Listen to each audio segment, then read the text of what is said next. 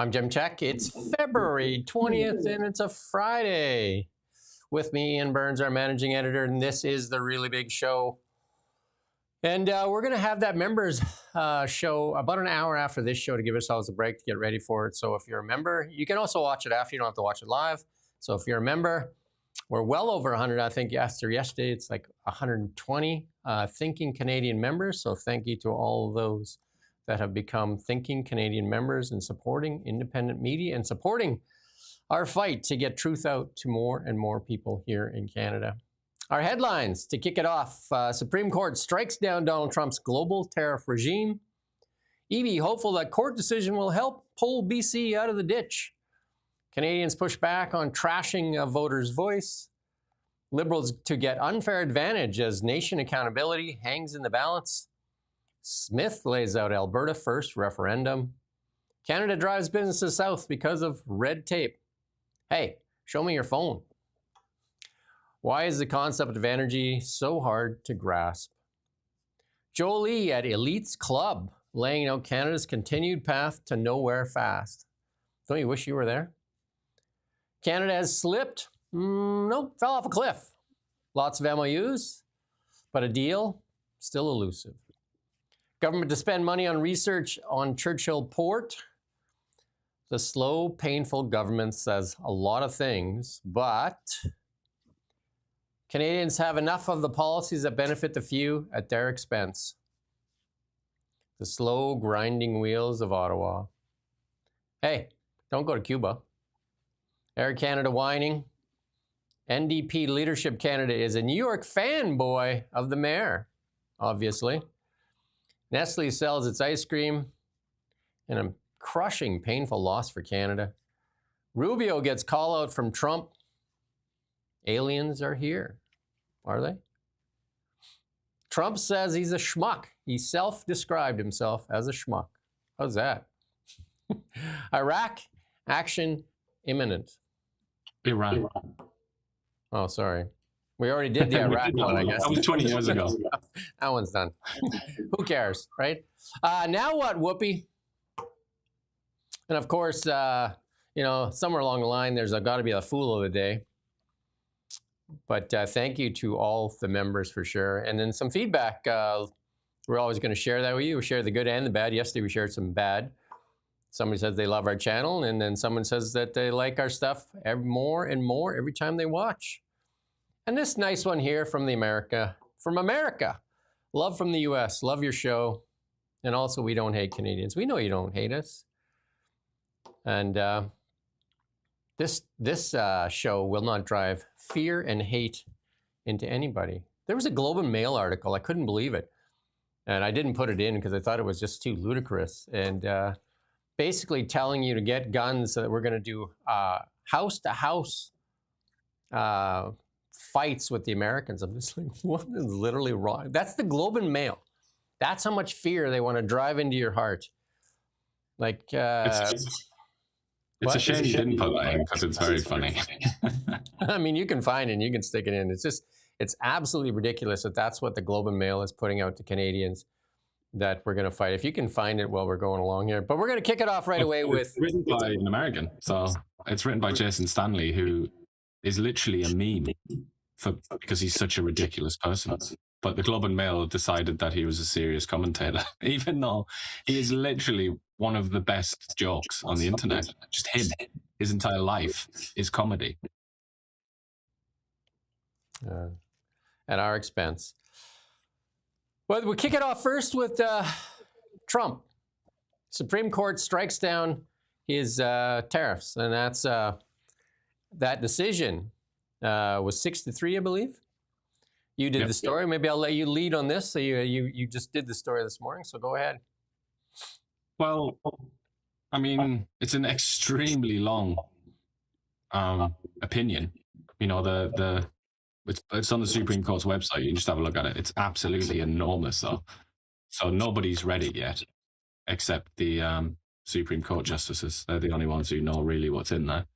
But for all that it is very long, it's not. It shouldn't be a surprise to anybody with even a kind of loose vague understanding of the US Constitution, which is completely clear, very explicit about this in literally Article 1, Section 8.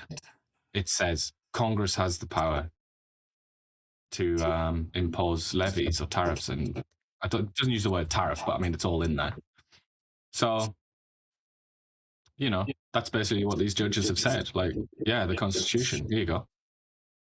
I think we're picking So up a no bit of... surprises. He did this using a law from 1977, the International Emergency Economic Powers Act. But that was always fraudulent. Just like talking about Canada with fentanyl. It was always fraudulent. It was always fake. To the extent that he knew that. I mean, all of his people knew that because they weren't talking about fentanyl most of the time. They were talking about trade imbalances. That was the priority. They were using it as a tool to further their trade policy. But that has to go through Congress, and they didn't have the votes in Congress. So I just don't think... So, Ian, anybody should be surprised. Ian, you've got an echo there. Do you want to try and just pop back in and clean up that'll be your side, I think, not mine. Is it? If you can hear me echoing, otherwise it would be you echoing if it was my side. My lord. And we usually don't have an echo. The Desert Fox is working on it. We'll see what's going on here. Well, someone said it's better now, so we'll see where that goes. Dominic LeBlanc has had some reaction. He's the first Canadian to react to it. He says the Supreme Court's decision reinforces Canada's position. Well, Canada has the best trade deal. I mean, they say that, and then they drive fear into you in the next moment of any trading partner. We recognize that critical work lies ahead. So, I mean, I don't think anybody knows what really this means yet. I mean, there's a decision. And sounds like we've cleaned up the echo. Everybody's saying it's better now. So there you go. Again, we're short about $1.6 billion to have a super clean, non-echoey kind of show. We did get Ian a new light, and that should be installed for Monday's show. So there you go. It's all in the boxes there. He's got 3 pieces to put together to give himself a studio light there out there in the nation's capital. And then some other feedback here. Good news, this U.S. Supreme Court struck down some of the tariffs, but Canadian steel, aluminum, software, lumber still hit, and CUSMA will be renegotiated this year. The best way to protect and grow our prosperity is streamline international trade. I mean, we should have been doing that a long time ago, not being... Anybody in any company will tell you, stop relying on one customer. And the biggest thing that we export is energy, and yet no movement on a pipeline. You would think that would be the first thing that we would look at. Sorry, I was just laughing at David's comment there. I need to stop looking at the comments while we're trying to be serious here. Yeah, another thing for Canada, though. Obviously, this is not the 35% non-CUSMA tariffs. Doesn't apply to that, or at least certainly doesn't seem to. That's not what they were talking about. That remains to be seen what's going to happen to that. So there's that to consider. But then also there's the possibility that, you know, America doesn't have very many free trade deals. Israel was the first one. Obviously, that's on the books. Canada, Mexico, and they have some other sort of trade arrangements. But really, in terms of free trade, that's about it. So if you think this whole tariff regime has been killed, but he's still keen on tariffs, one can easily imagine that spells doom for Canada, you know, and that he may kind of put all of his energies into that, which is something that he can control. Yeah, this doesn't get us out of the hot water for sure. And thank you to Warrior 87 for becoming a thinking Canadian. And I believe someone said Jason, I think, said that was his partner that joined up. So awesome. There you go. And this one says, legal powerhouse Jonathan Turley just confirmed Trump has got other options there. Let's listen to this here. The administration has other tools in its toolbox. It can actually impose tariffs under other statutes. So this night is hardly over for the administration when it comes to tariffs. The administration has other tools in its toolbox. It can actually impose tariffs. That's good.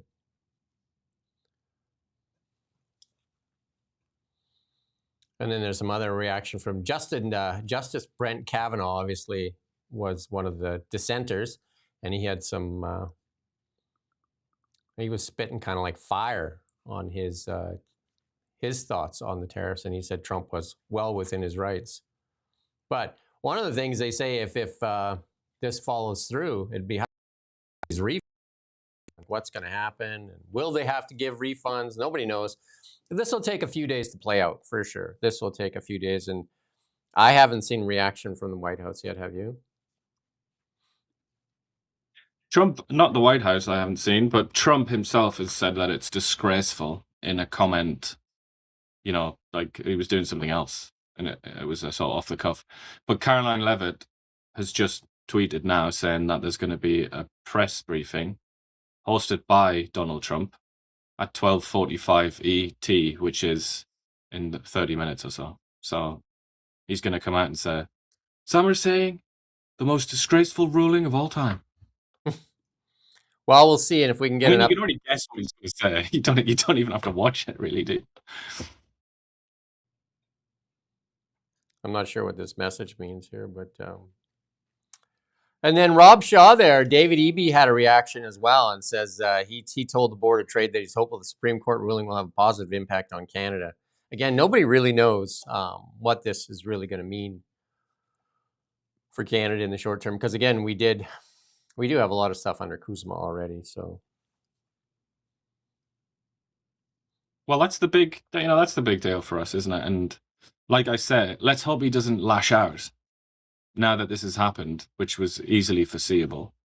Let's hope he doesn't lash out and give us a particularly punishing deal with the Kuzma arrangement. That would suck. But David Eby again uses Trump as a straw man. But if we look at this chart here and BC's budget balance, Trump wasn't part of this for a long time. Look at when BC started driving himself into the ditch there. 2021, 2024. This is well before Trump that BC started careening into the ditch, and it just seems to be getting worse. And obviously that snowballs because now you're servicing debt, and debt now is the fourth largest ministry that the BC government has to service. So that is going to only get worse just through the magic of compounding interest on debt. And obviously as well, they don't dare cut, which was, anybody familiar with the story of democracy will know that was one of the first ever criticisms of democracy, basically, is that it's incapable of, cutting things that are popular with the voters, even if it means financial destruction or destruction by some other means. And we're seeing it happen, aren't we? It seems to me that it's going to have to be imposed from the outside, whether that be, these debtors, perhaps. Oh, sorry, creditors. BC being the debtor. If creditors, make their voices heard, or if the credit rating agencies make it particularly painful, or maybe Ottawa would come and issue a slapdown or something. But it doesn't look like it's going to come from the inside. Certainly not the NDP. They have absolutely no interest in retrenchment, which is what's necessary. Or energy. And the reason they have no interest in it is because they know they would lose the election. Maybe even their own party would split. So they just can't do it. The other bad thing about this, it's like the interest compounds. And like you just said, the rating agencies downgrade BC, and that means the interest rate goes up, which makes it worse and worse and worse and worse. We're at this, and I used to be a technical trader, and this chart looks horrible. If you want to short, if you're like looking to short BC, that looks like a short. And the other thing that's really bad for British Columbia right now, it's the DRIPA thing and the uncertainty that causes and the investment flow into British Columbia. Like what's enticing people right now to invest in British Columbia? Those are the things that David Eby is ignoring or chooses to ignore and strawman Trump when there's so much stuff that needs to be fixed himself. And one of them is just access to fiber for our forest industry. Fast tracking, we're going to show you some of the stuff, the red tape that gets in the way of just getting projects done. We're going to show you an example that is just atrocious. And again, David Eby is blocking Canada's prosperity, not only British Columbia, it's by blocking access to the coastline for a pipeline. And maybe he doesn't have the final say in it, but he's definitely throwing as many hurdles up as he can to block access to the northern coastline. Instead of being a willing partner, he is nothing but a boo bird. And energy is everything. And we can show you tons of countries that have gone down this road of anti-fossil fuels and have destroyed their economies over and over and over again. In Canada, we're going to show you some examples of that later. So stick around for that. And again, the feedback here is great. Of let us know where you're watching from. Tell us what the price of gas is where you're watching from. Again, price of gas was down to $1.09 here 2 days ago, back up to $1.37. Diesel at $1.67, I think, here in Kelowna. If you could let us know where you're watching from and what the price of gas is. And weather here, beautiful in the Okanagan. Sunny day. Crazy world. Like that chart there, burn that one into your retina. That doesn't look good. It's also important you talk about energy. It's really important to stress that through mismanagement, just good old-fashioned incompetence and inability to plan for the future, BC doesn't look particularly healthy in terms of its energy supply. It's not a good situation because not enough energy generation has been built. And now you've got Adrian Dix flying all over the province talking about wind turbines. It's a little bit dispiriting. So he's talking about wind turbines while at the same time he and his government are saying no room for data centers, guys. We're going to have to ration. Only certain data center projects will be permitted. Well, it remains to be seen whether the AI phenomenon is a bubble like so many people think. But even if it is a bubble, it's doing bloody good things for America and for America's balance sheet. But BC's basically just stepped aside, and that's because of an inability to build for the future when it comes to energy. So there's just not enough energy being generated in British Columbia, which people were complaining about long before data centers were in vogue. Steph is saying $1.75 in Nanaimo, and in Victoria, $1.82. Ouch. Fort Saskatchewan, $1.08. $1.30 in Ontario.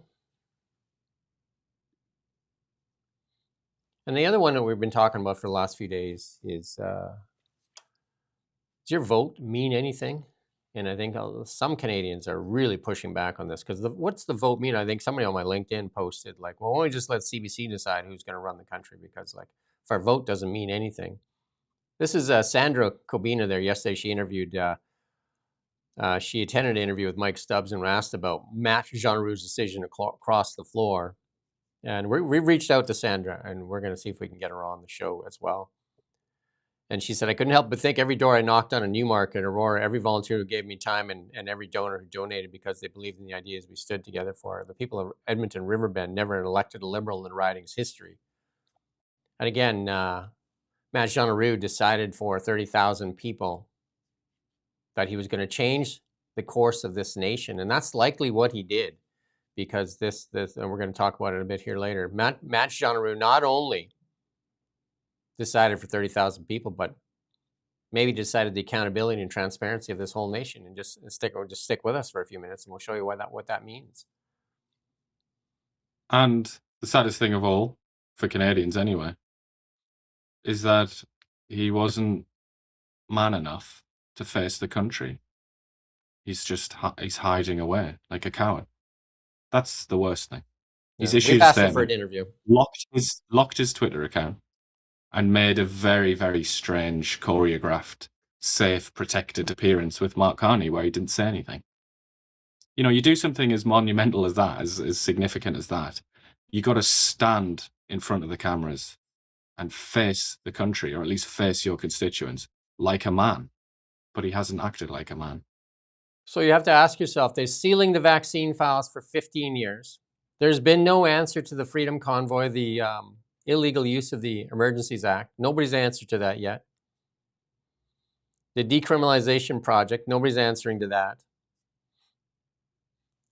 And all the other documents that they won't release or provide.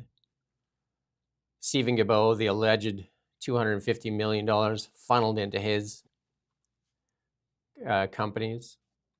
The $50+ billion that Chrystia Freeland oversaw into failed clean tech companies. The tens of billions of dollars that go to Ukraine with no oversight. We're never going to see any of that, see any accountability for that. Like sealing the vaccine files for 15 years. What justification can they have for that? And this is why this matters so much. Right now, there's 3 ridings up for by-election. And 2 of them are very safe, very strong Liberal ridings. 2 of them are very strong. And so that means that they likely won't spend a lot of money. So there's also spending rules in these. You can put up that next slide. There's spending rules in, no, next one, sorry. The Liberals have a 3-to-1 spending advantage. There you go.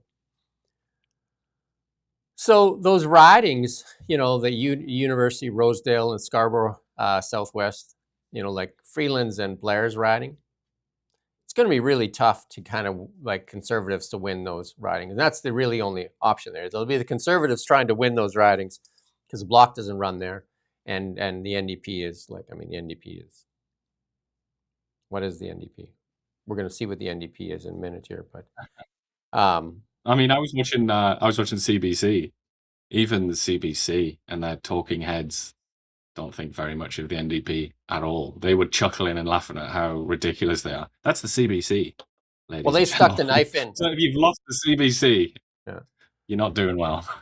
They stuck the knife in the NDP when they wanted the Liberals to win because they were saying you gotta like not vote for the NDP, you gotta vote for Liberals. They did that a while ago, and they're just making sure the NDP's like dead. They're doing it to themselves as well. We're going to listen to one of the leaders leading in the candidate. Well, Rosie Barton's advice was that, kind of advice given in a sort of obscure way, but she said, what they do in talking about AI all the time, they should be talking about climate change, things that people care about, like climate change.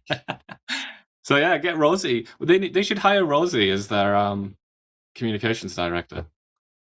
She comes with a couple of buckets of sausage rolls. You got the golden sausage rolls there? Can we show them? And there you go. Price of gold these days, that's going to set you back. A price of meat as well. It's going to be a double hit, that, isn't it? So with all that said, it's really going to come down to Terrebonne. It's really going to come down. So if they get these 2 seats, so that 169 right now. So there you go, 170, 171. They need 172. So it comes down to Terrebonne. It literally comes down to Terrebonne. And that is, but the Liberals get to spend 3-to-1 because the Bloc is held back because it's only allowed to spend so much. But the Liberals get to spend, because there's 3 elections, so they get to spend 3-to-1 because they're not going to spend much money in those other 2 ridings.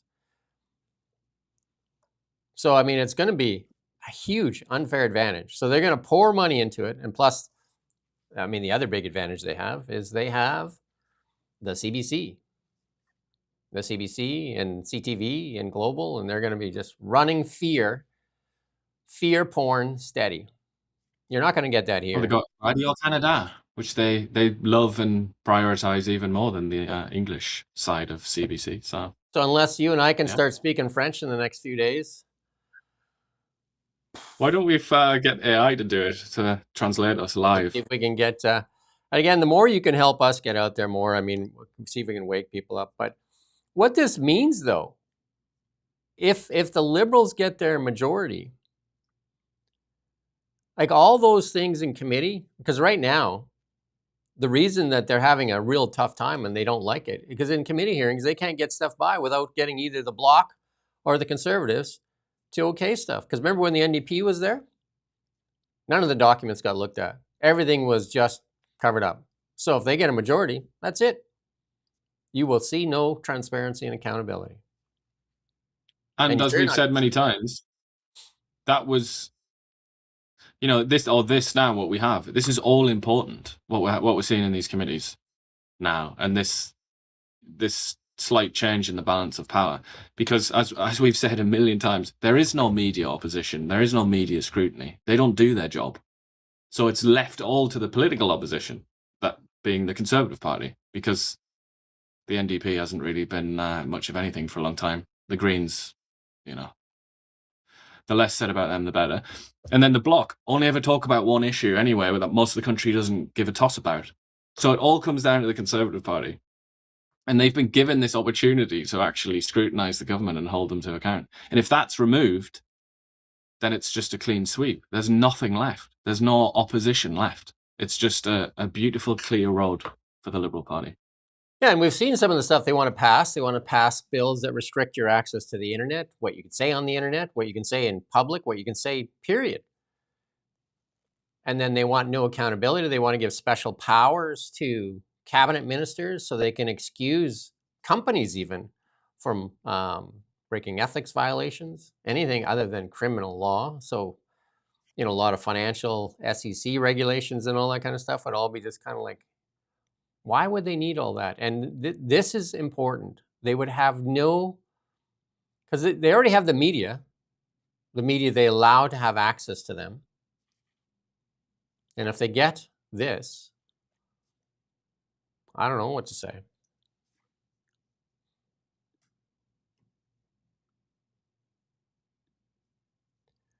So, moment of silence. So Canada relies on Yves Blanchette to win a seat. Don't drop the Francois. That's his favourite part of his name. There you go.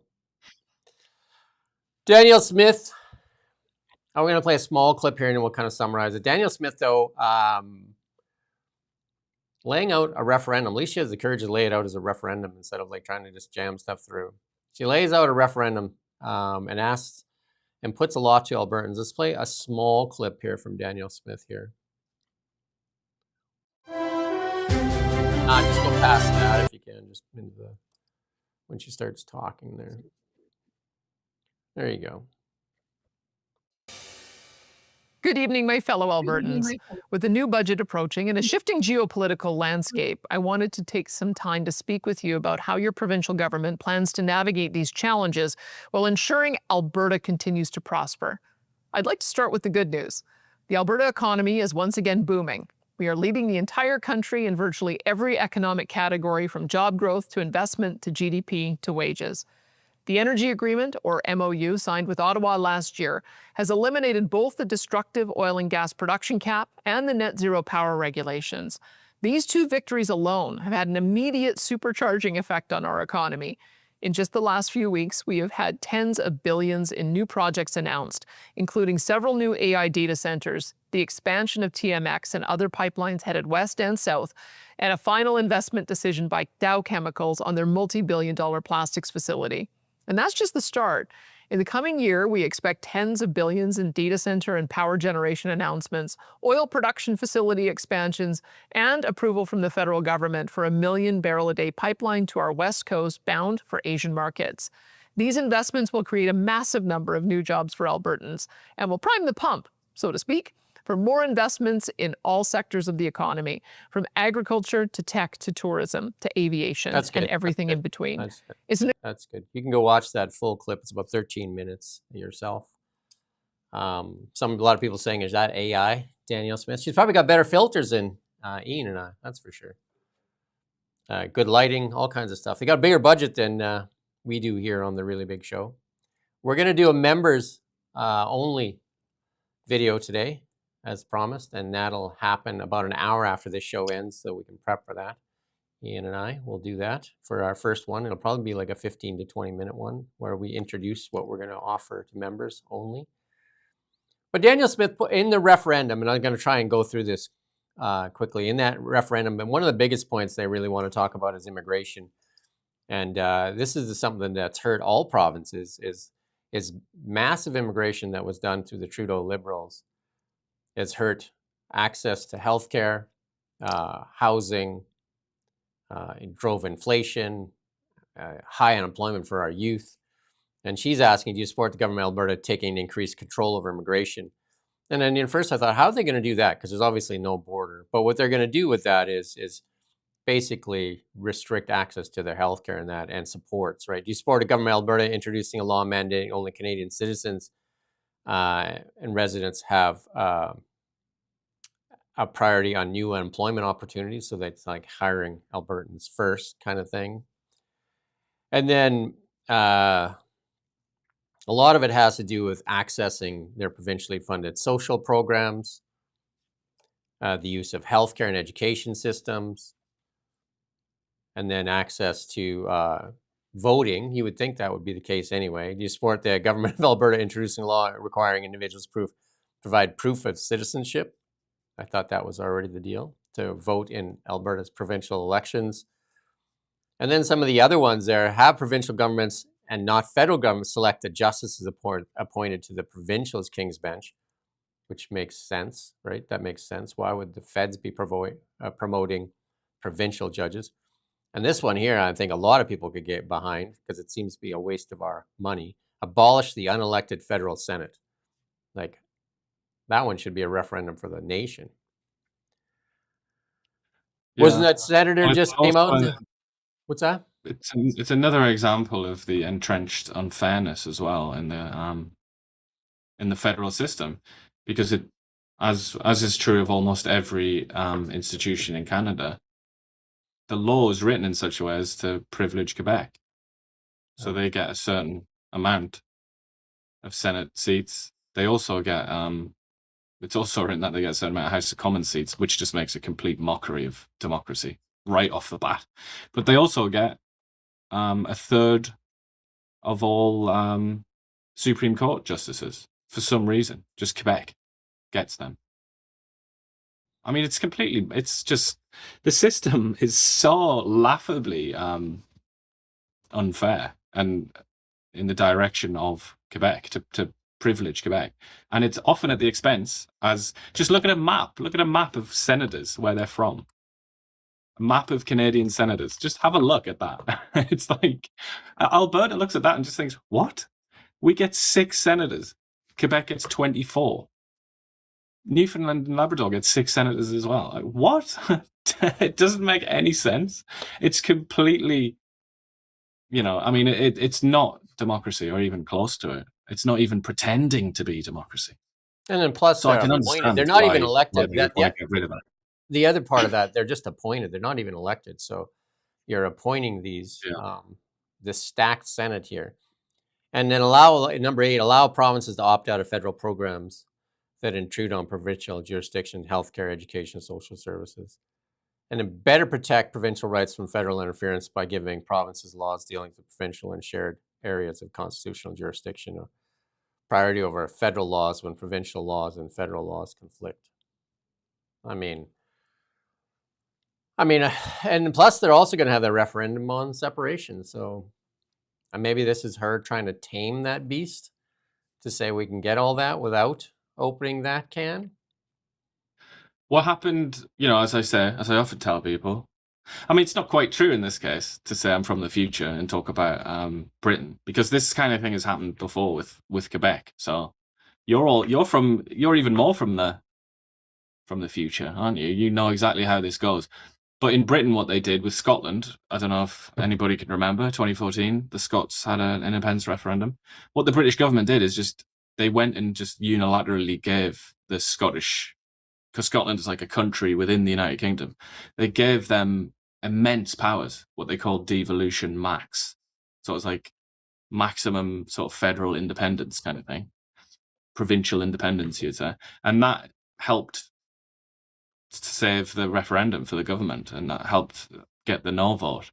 So you would think, wouldn't you, that Carney, forget all this referendum stuff, you'd think that Carney would have tried to push this through and just said, look, don't vote for independence. We'll just give you all the good stuff. Because that kind of thing's happened in the past with Quebec as well. We don't even have to go to another country. So it is a bit strange that it's been left to Danielle Smith to try and put this out there. But I agree that that's what it is. It's an attempt to say, look, we could stay in Canada and have more independence and have an even better deal, so you don't have to vote to leave. Yeah, this is what that looks like to me, is trying to tame the beast. I mean, some of the policies that we've highlighted so many times, some of the policies by the Liberals in the past 10 years, 11 years, have been policies that benefit the few at the expense of the many. We're going to show you some of those and the destruction that is done to Canada And immigration is one of those. I mean, and then they lied to us and then tried to shame you if you said anything about it, called you names like racist and different things like that. When access to healthcare in Canada is abysmal. And there's millions of people waiting for a family doctor, waiting in ER rooms. We're going to show you that in a bit here too. And they pretend that it doesn't exist. And that's the part that's even more maddening, just to tell you that your common sense and your eyes lie to you and your hearing lies to you. Well, you're not going to get that here on the Really Big Show. You're going to get the truth, and you're not going to get any fear porn, because you shouldn't be scared. You should not be scared. Eyes wide open, as Jolie says. Danielle Smith announced. She says that, all right. Well, she tells you to close yours and not believe anything except what comes out of her mouth. Alberta's in a tough spot, though, too, because they say they need $75 a barrel to break even. And a lot of that has to do is because they have to send their heavy crude south. But if Carney gets his way with the CCUS, they're going to want to take a little bit of fat off that. So they're going to need more than $75 a barrel, because they're going to take a little bit of fat off of that, so that all these companies coming out of America where there's no more tax credits, they come to Canada for these super credits. They're going to skim a little off the top. Less for Danielle. And the industrial carbon tax, don't forget that. And the industrial carbon tax. So it gets tougher and tougher and tougher for Alberta to compete in a world market, especially when Venezuela oil is likely about, like it's getting liberated. Who knows what happens with Iran in the next few days. We're going to show you that near the end of the show here. There's a lot of oil that could come on market that is controlled by the United States of America. And that puts Alberta in a tough spot if it can't reach a coastline, in a really tough spot. So they could turn Alberta. Sorry, you go ahead. No, you go ahead. I was just going to, it's just a quick point. It's just that $75 a barrel break even. That's not universally acknowledged to be true. I mean, I've heard claims as low as in the 50s. So I'm just saying that that's not necessarily accurate. Which is very important, because it's the oil price is higher than that right now. Well, technology can bring down the price, though, too. Technology can bring well. So but adding CCUS to it will increase the price. Yeah. Not allowing different ports. It slims the profits. No, it's taking a little fat off the calf. Well, in that case, it's taken like a side of beef off the calf. And here's just a video showing you wait times in a Canadian emergency room. This is not unusual. Take a look at this.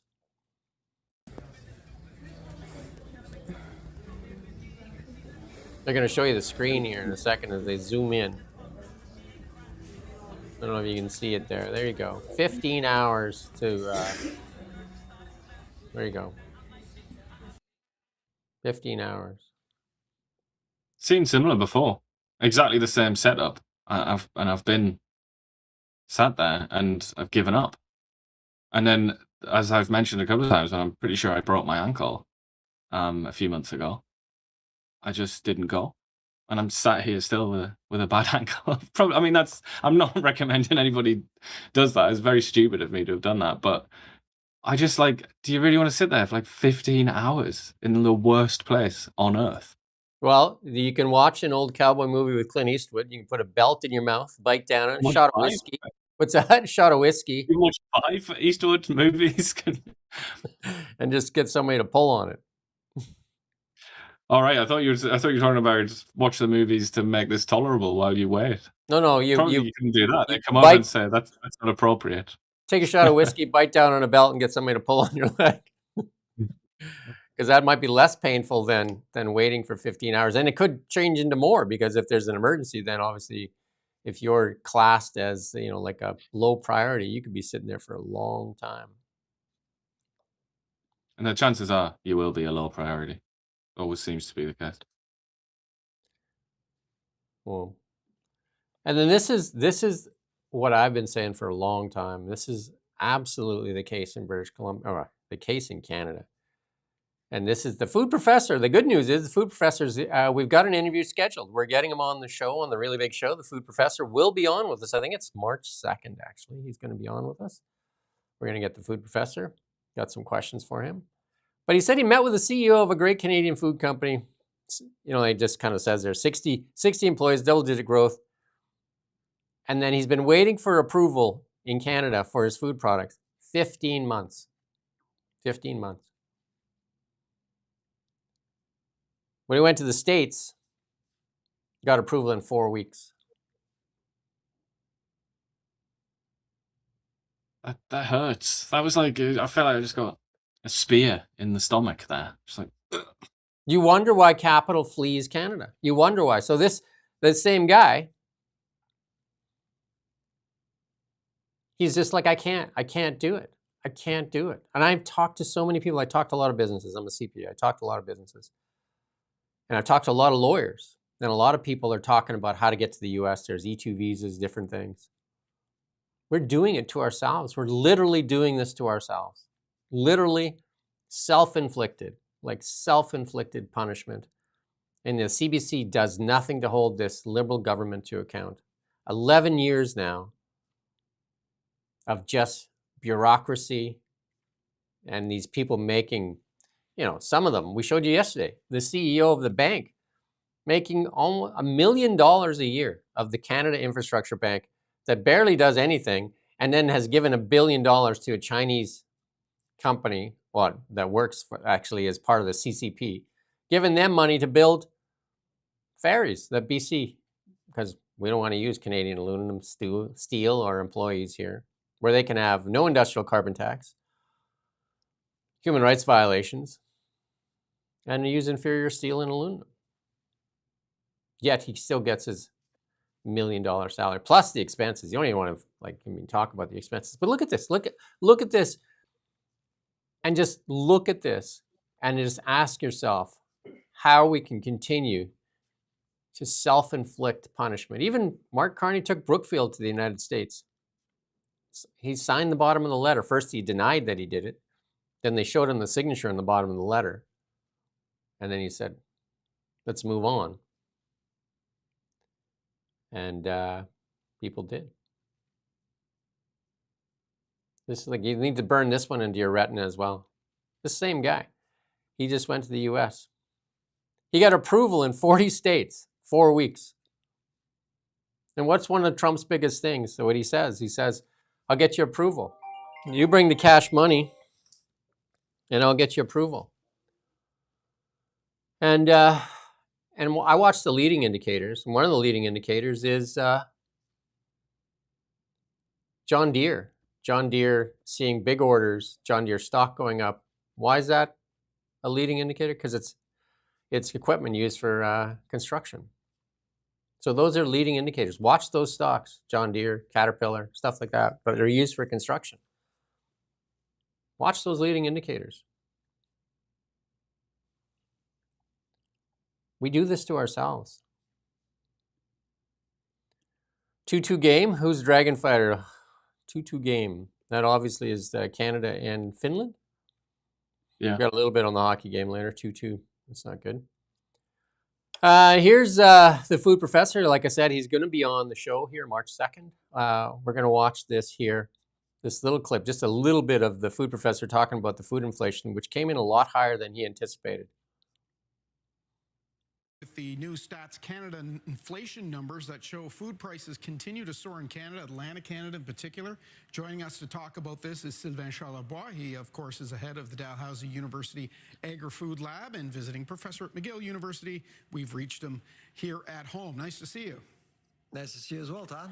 You've been waving the red flag for a little while now that we should expect another big jump, 7.3%. Is that in line with what you were expecting?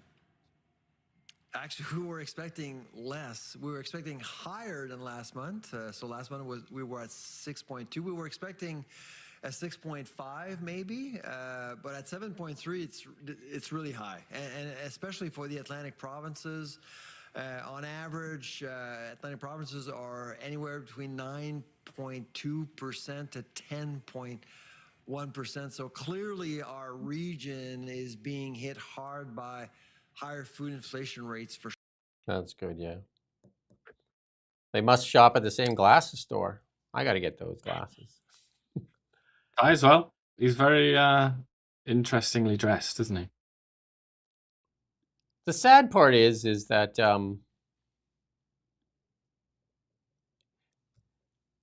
they can fix this. They can cut the GST on all food. They can kill the industrial carbon tax.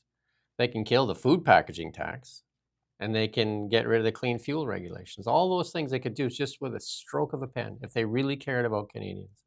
If they just all those things could just be easy. They did it once already. They paused it for a couple of months for the taco and tinsel tax, but instead Which actually did bring inflation down quite a lot.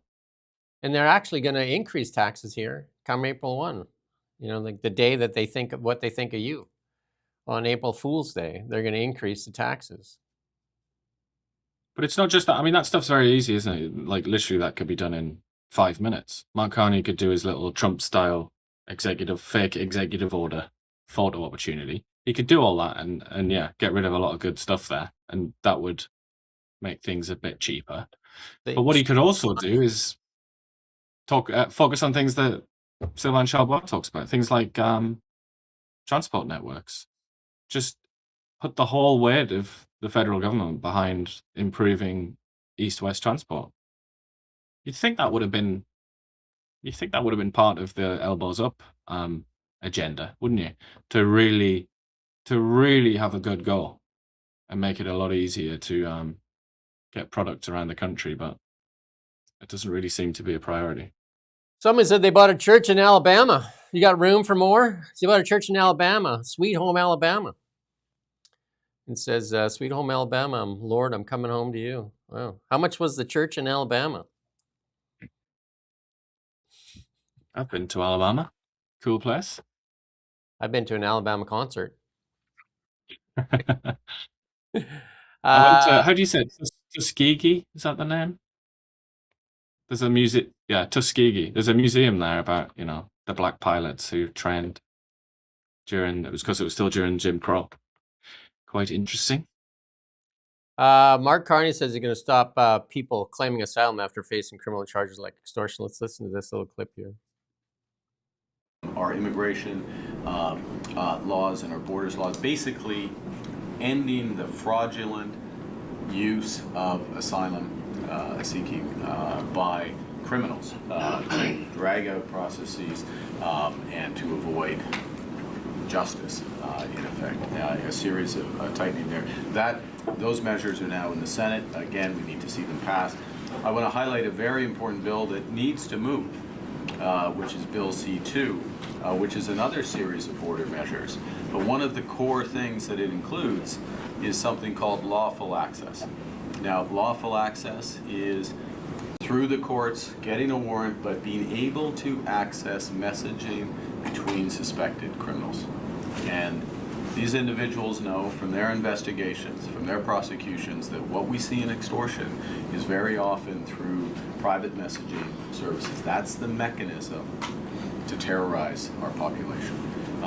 We need to give the police, the prosecutors, lawful access to those messages so they can prosecute, and that's a job for Parliament. That's good. That's good. Or we could have consequences for crime instead of what's in your phone. Because, I mean, that's what John Carpe, he's going to be on next week, said these bills they use, do not let any crisis go unused, I guess. You know what I mean? Like, so here's a crisis, which is the Surrey mayor has called a national emergency because the crime is completely out of hand there with extortion, with illegal aliens and a whole bunch of things. But let's not deal with that. Let's get access to everybody's cell phone. Seems like a good idea. Instead of jail, not bail, instead of like having consequences for criminal action, let's get access. Like, I mean, they're just using this again to get access to other things. Unbelievable. Mm-hmm. Well, don't let a crisis go to waste. That's the old phrase. Don't let a crisis go to waste. Hey, here's one how we get this bill passed. Because now, if you argue against it, just like, oh, you like extortion? Like, yeah, no, like exactly. Well, the classic is the internet. Nothing is better than that. They want to censor the internet, and then you say, "Excuse me, my lord, I don't know if that's a good idea." And then it's, "You want kids to suffer? You hate kids?" That's how they do it. That's precisely how they do it. Yeah. But No, I just wanted to say on this asylum thing, Brian Lilly here pointing out the obvious, as he often does. It's often left to Brian, isn't it? One of the few sane voices, it seems, in the Canadian media. But Mark Carney, if he really wanted to fix the asylum system, could just read that Globe and Mail article that we talked about yesterday by the former policy director at Immigration and Refugee Citizenship Canada, whatever that department's called, the Immigration Department. Just read that Globe and Mail article and fix everything that he highlights. That's an easy win, isn't it? Or how about the one where it says stop they don't- incentivizing the refugee board to say yes? That's dumb, obviously, isn't it? Don't be stupid. Don't be dumb. Or how about stop letting in people until we can actually ask a question instead of just like, yep, no problem. Yeah, come on. All right, you're up. All right, well, we'll see you in 4 years. We'll ask you a question. 5 years. It's also obvious, but hey, this is what they've prioritized. They've prioritized these bills to go after the internet and access to your phone. This is what they prioritized. In a year where people are charged if they fight back when someone breaks into your home. Charged. Meanwhile, they want access to your phone. And he shows up in Surrey, literally, so that he can use that podium there to say how they need this law to fight extortion. Instead of the law's already on the books, just putting teeth into them and actually following through with them. But once again, we have to say it loud and clear. He is a good politician, isn't he? And that isn't necessarily always a compliment to say that of somebody. No. He is very good at this, and he knows how to play the game so well. Considering like he was all about, I'm not a politician. I don't really know what I'm doing. It's like playing a game. He really knows what he's doing. He's a master at this.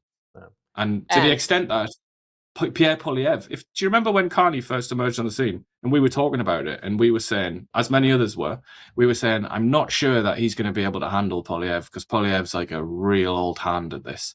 He knows politics so well. He's only ever done politics in his life. So Carney's like maybe gone into a bit of a bear pit here. And in the end, he's proven himself to be the best politician that Canada's had in years. And again, I have to emphasize that's not necessarily a compliment. Just like saying somebody's a very good lawyer, you can also be a very bad person. And what you're saying is he's very good at getting what he wants to get done, no matter what he steps on in the way, including his rights. And just taking the narrative by the cojones. He takes control of the narrative, and he, like Trump, and he directs the narrative. And opposition voices, like Poilievre, like, you just can't hear him. Where is he? What's happening, Poilievre? Poilievre doesn't break through because Carney has like dominated the political space. Well, to be fair, Carney owns the media. Poilievre, the media hate him. Well, the media the media loves Carney, and Carney pays their wages. Yeah, you could say he owns them, literally owns them. And we're waiting for our check. We'll take 1.6 billion and a couple of buckets of sausage rolls, and we will do nothing but praise for Mark Carney and the Liberals. We'll wait by the mailbox. I'm sure it'll show up. We'll get a Liberal hat. We'll do the elbow dance. We'll do anything we need to. I can't do the dance. That's going to have to be like $3 billion to do that creepy dance. There's no way. Diana will show you how to do it. I would rather go to the church in Alabama than do that dance. I would go there for free. The church Alabama. In Alabama? Yeah. I think you've got yourself a parish already there for the person. I think that's really cool about driving through the South, the American South, is they put on the little billboards. They've always got a very like pithy message, about, and often including a good pun. So I would go there just for that, just so I could read the punny billboards telling you to visit the church. Can you imagine we could have buckets and we could pass them down the aisle and just fill them with sausage rolls? We could have our own sausage rolls down there. Yeah. Might have to. James Thorne, I mean, we use his stuff quite a bit. He's an economist there. And Energy Macassip. I can't even say it anymore. Masochist, yeah. Like, I don't know. We destroy ourselves. Why? Why? Why do we do it? Any ideas? I don't know, but it does cause people to come up with all kinds of theories, doesn't it? Like the idea that we're controlled by America. That's the original, isn't it? Probably. Or the British Empire. That was another one, which was kind of true, actually. The Chinese. That's the latest one. That people have to assume that there's some kind of external nefarious power, because there's no way a country would do this to itself. There's just no way, is there? And yet, I don't know. I mean, it certainly looks like it. Somebody like Stephen Guilbeault, for example, I don't think he's in the pockets of foreign actors. I think he is He's just an activist. Yeah, he believes what he says, and he thinks it's for the best. He wears even the though in the robes. process it sabotages the economy. And I He just wears- feel like Canada's full of people like that. He wears the robes for sure. But this one here, because we haven't done Fool of the Day for a few days, but here's Melanie Jolie. She was at the Empire Club of Canada there, basking in the glory there. They had her up on stage several times. She's going to explain to you how Canada is going to lead the world. So get ready. Get your checkbook out. Here we go. Embrace the vision that we are and we will continue to build the best cars in the world for the world. And what I mean by that is we're doubling down on electrification, because that's where capital is going in the world. Because within the next 5 years, 40% of all the cars sold in the world will be EVs. This year, the European Union is actually, within the European Union, there are more EVs sold than internal combustion engine cars. So this is about skating where the puck is going. This is about making sure that we are at the forefront of the development in the sector. And that's why we'll work with companies to make sure that we can help them do that shift and embrace change. And meanwhile, we don't want to be hostage of our geography. We want to be able also to export around the world. We have 52 free trade agreements with different countries around the world, and we know that we have some of the most productive plants in the world. Of course, we're home to three of the most important car parts companies in the world, Magna, Linamar, and Martin-Ria, but also we know that Honda and Toyota's plants are some of the most productive in the world, if not the most. And the Dodge Charger this year, which is built in Windsor, won the best car in North America. So through this auto strategy, what we're doing is we're rewarding companies that are investing in us, in our workers. And so Honda and Toyota have actually increased their production since the beginning of the trade war. And they're now 77% of all our production in the country. We're also helping companies to maintain their footprint, to also make more investments, $3 billion in our Strategic Response Fund, and we're attracting new investments. And we will use defense procurement to make sure that we're able to attract new auto investments here in Ontario. Definitely. That's good. That's good enough. Did she say the EV sales are like half in Europe? Or 40%? At the beginning? Wasn't that a prediction about the world? I don't know. She has this Said Europe, but ability it's to not make me true. stop It's listening. like 17% and stuff like that. But I mean, why let the truth get in the way? Why let the truth get in the way? But I Yeah, also that's- just we have to say it again and again and again and again. Cars aren't really a product that you can bank on selling to other continents. That isn't usually how it works. And, if we're going to be building Japanese cars in Canada, the only reason the Japanese would put the capital up for that to happen is not so they could sell them back in Japan or sell them in Europe. No. Japanese car companies have loads of manufacturing plants in Europe, obviously, but the only reason they would put it in Canada is to access the US market. That's the thing that's imperiled. That's the thing that's in danger, and that's the thing that she's not bloody talking about. That is quite literally the elephant in the room, that she's just kind of like, she's going underneath the elephant's legs, lifting the tail up. She's like, and then we're going to sell it in Asia. And then she crawls under the elephant again. No, that's not really going to happen, is it? The Japanese aren't going to drop massive capital, build cars in Canada so that they can then be shipped to Asia or Europe. Are they going to do that, Melanie? Really? What are you talking about, man? And why is nobody... It frustrates me so much. Why is nobody pointing out the obvious with that? And she says... What is she on about? She says that Canada is leading the world in automobiles, so we're going to double down on our strategy of EVs that has failed miserably. Failed absolutely miserable, and is almost destroying our whole auto sector because we jammed this EV mandate down the throats of the legacy automakers. That includes Toyota and Honda. Jammed it down their throats to the point where they're just like, we can't make money with these things, so peace out. Was it Bright Spot? Whatever it's called, the Bright Spot GM plant closed. What's that? Drop. Right. Yeah. Boom. But they're going to double down. And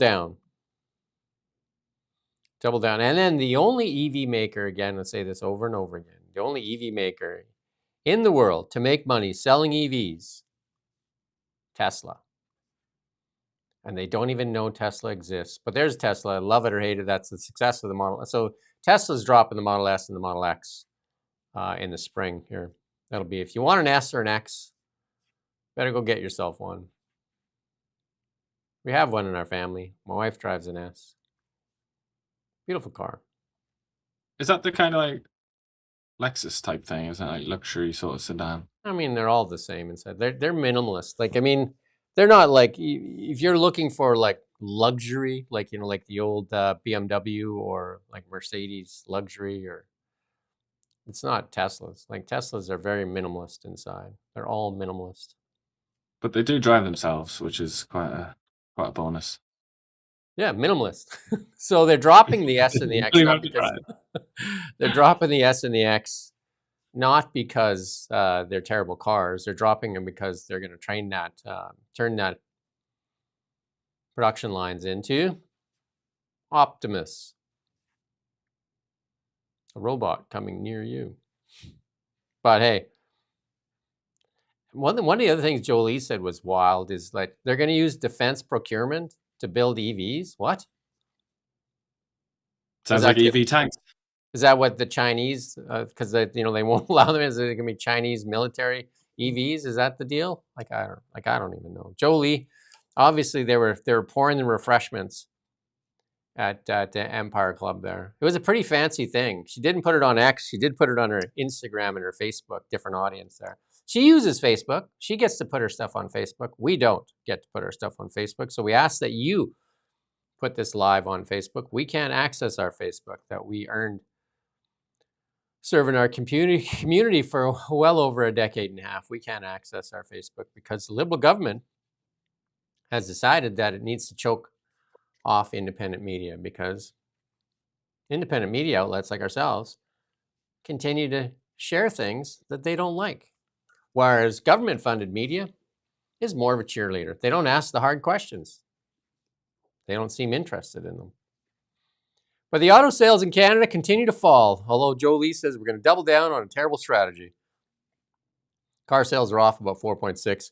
Everything was off, though, eh? Stats Canada reported September retail sales were off, too. And I listened into the call on Bloomberg this morning. It doesn't look good for Canada right now. I mean, we show you chart after chart after chart. The numbers aren't very good. I mean, people are scared to spend money. But there are some very good charts, like the political polls, Mark Carney favorability ratings. They look good. And as we've seen, they're directly linked. The worse things get with the United States, the higher the Liberals' polls go. But it also seems to be the case that the longer the Liberals stay in power, the worse things get for Canada. It's like this. It's a terrible concatenation of events. I think you've hit on something there. But it's so odd, isn't it? It's very peculiar. I know a lot of people have highlighted that the demographics, that older people tend to back the Liberals, and older people tend to be insulated from a lot of the crises going on in Canada. But I just feel like that's too simple of an analysis. There has to be more to it than that, because surely a lot of these theories are based on the idea that people just don't know that the economy in general has not done well over the last 10 years. I think most people know that by now. They know that it's been bad, but they still want to give the Liberals more support. It's a fascinating, like psychologically, it's a fascinating phenomenon. Diana says, like the government here wants to tax itself into prosperity. That's about right for the NDP and the Liberals for sure. And then Nick McDonald there says, is there an industry in Canada that's not subsidized right now? So that is kind of the MO. Cripple the industry like media, cripple the industry, and then subsidize it so that you have them eating out of your hand. It's been an MO for a whole bunch. We have a bunch of oligopolies here in Canada. And we have a bunch of crippled industries that rely on government subsidies. The auto sector, crippled, and they rely on subsidies. It's just crazy. They cripple them and then hand out subsidies like crazy. And then somebody's saying here, let's get the Bricklin going again. I think the Bricklin made about 1,700 cars. That Newfoundlander guy, that Bricklin. And then he ended up living in LA. I think it was his name, John something. I can't remember his last name now. And got himself in some trouble with some white powder and stuff like that. But the Bricklin was, I think, the only Canadian significant automaker. It's hard to make. Elon Musk says it really well. It's really easy to make a prototype. It's really hard to do production.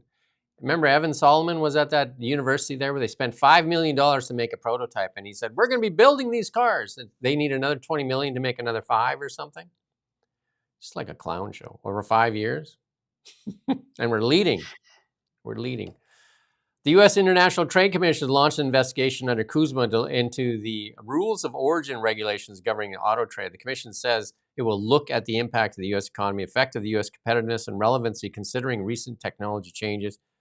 It comes after Trump administration repeatedly targeted the Canadian auto industry, urging car makers to leave the country to do business in the U.S. Well, one of the things that they're talking about there is outsourcing parts, like getting stuff made in, because that's what China does. It sends the parts, they assemble it in Canada, and then they say it's Canadian made, and that's what they're trying to stop. But this is the elephant again. This is the elephant. This is the mammoth in the room, isn't it? While Jolie's up there talking once again about this fantastical parallel universe where Japanese companies or Chinese companies come to Canada, assemble cars, and then sell them in Europe and Asia. She's talking about this magical world which will never come to pass. While the elephant trumpets in the background, and we see that Kuzma, and particularly the auto trade under Kuzma, is imperiled. It's at risk. And if the Americans, for whatever reason, hand us a fait accompli and say, like, it's done, sign or no Kuzma kind of thing, and then within the new Kuzma is effectively a block on Canadian cars going down south, the whole industry is going to die there and then. And there is no other road where we sell cars to Asia. I mean, maybe some like boutique cars, maybe, like 1,000 cars or something like that, which are somehow premium magical cars, but I don't know where that's going to come from. But it's just pure fantasy. And like I say, reality is right there staring us in the face. And this is just, another manifestation of that reality, and it's just kind of ignored. It's just background noise. Yeah. It's absolutely crazy. And this is here in the Globe and Mail. Out of nowhere, Canada becomes poorer than Alabama. Speaking of Alabama, just imagine that. Speaking of Alabama, that church is starting to look better and better all the time. Canada has become poorer than Alabama. I mean, I'm not actually that surprised. Alabama, there's a lot of money there, and there's a lot of entrepreneurial spirit and whatnot in Alabama, and they've got that Gulf Coast, Gulf of America. But and the South in general is booming and has been for a while. The American South, that is. Yeah, Texas is It's not a surprise. But obviously, within the rankings, Alabama is still like right at the bottom, one of the poorest. It's still like very agricultural, and it's still, one of the poorest states. So it is still quite bad for Canada when you think that Canada's like, what, 80% urban or something like that? Texas Should is really literally be having a higher GDP or per capita. Texas is literally on fire with technology. It is absolutely crazy.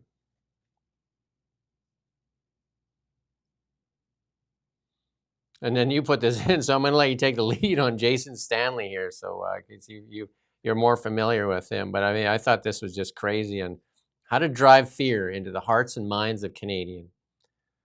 It's not. We don't have the slide for it, but So Jason Stanley is an American. That's the first thing that you want to say, or we need to say. But he abandoned America. What was it, 2 years ago? So maybe it was when Trump was elected. He abandoned the US and he came to Canada and he went to the University of Toronto. And his specialism is fascism. And as you can imagine, with somebody who specializes in fascism, he sees fascism everywhere because that then gives him a job, doesn't it? It's like, there's some fascism over there. Like, do you need my expertise, sir? But so he's written in the Globe and Mail. I don't know why the Globe has published this, but he's written in the Globe and Mail talking about how it's so contradictory as you might expect. It's like Canada should become more progressive, like way more progressive, way friendlier and nicer and better and generous with First Nations and all the usual progressive things, but then also should consider arming itself and being ready to give America a bloody nose if America comes in and invades. Canada should be ready to like kill loads of American soldiers so that they don't like it and they think, okay, we'll have to retreat from Canada now. So it's just that. I mean, it goes on and on and on. It's like this is one line. I'm just scrolling. This is just one line picked totally at random. Canada should squarely face its settler colonial past, elevating and not oppressing its First Nations people. In other words, Canada should do the opposite of its fascist neighbor, which suppresses the teaching of its past sins, banning books and ideas that discuss them. I mean, it's all like this. It's so bad.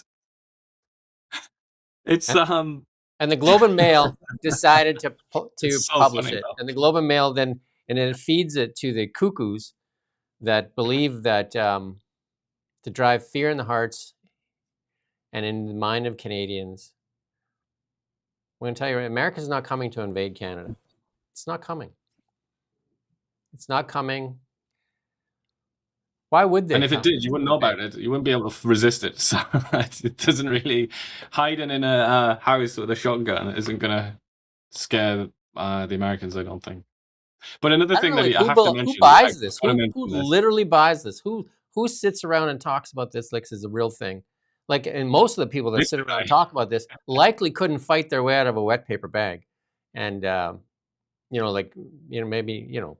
don't want to be mean, but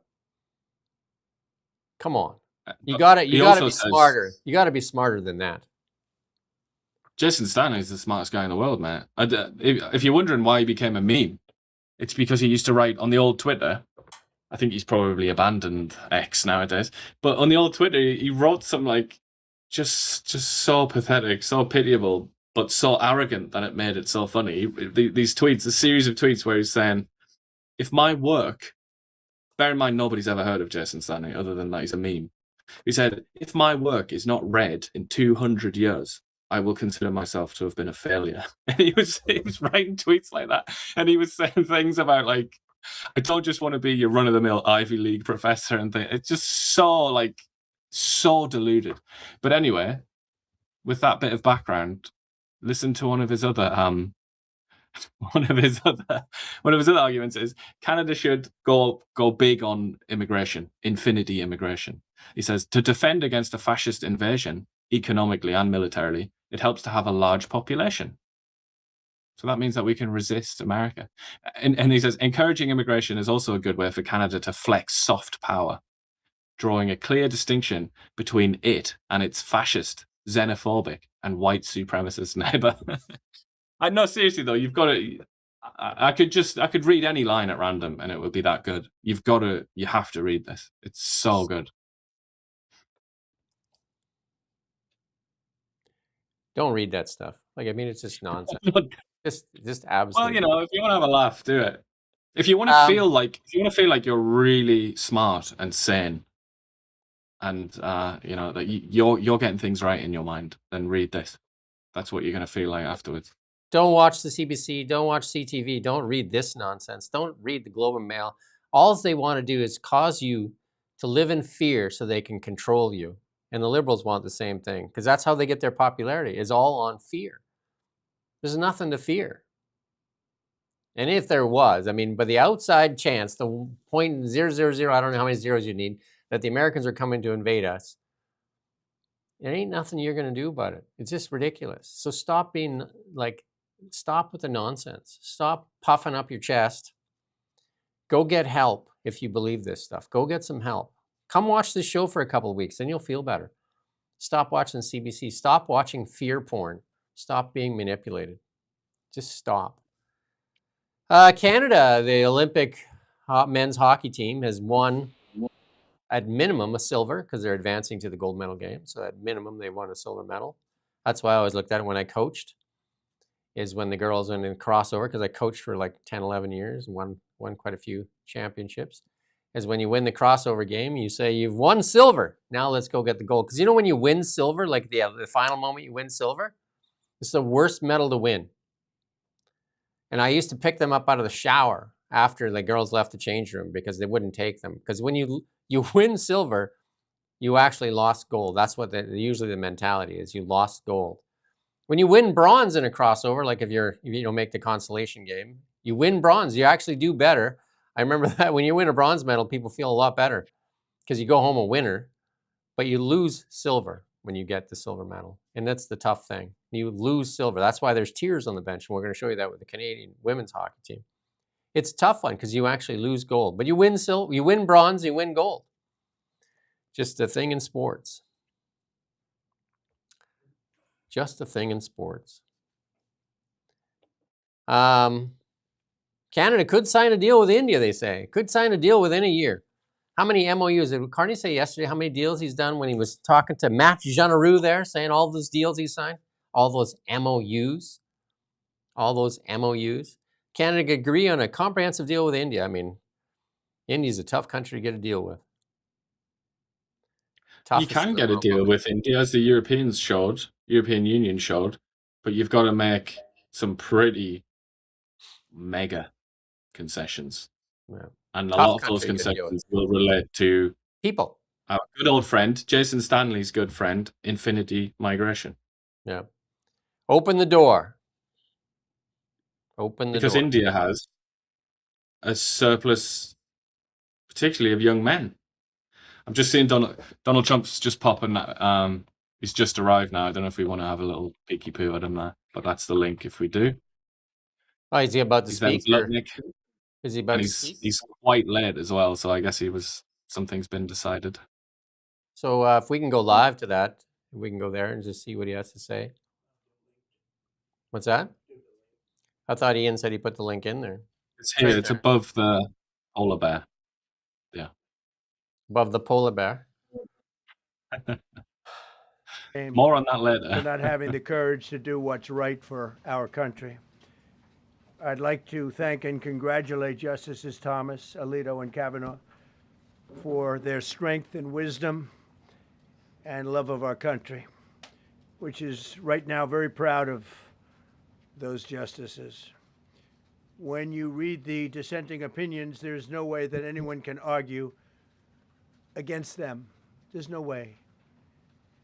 Foreign countries that have been ripping us off for years are ecstatic. They're so happy. And they're dancing in the streets, but they won't be dancing for long. That I can assure you. The Democrats on the court are thrilled, but they will automatically vote no. They're an automatic no, just like in Congress. They're an automatic no.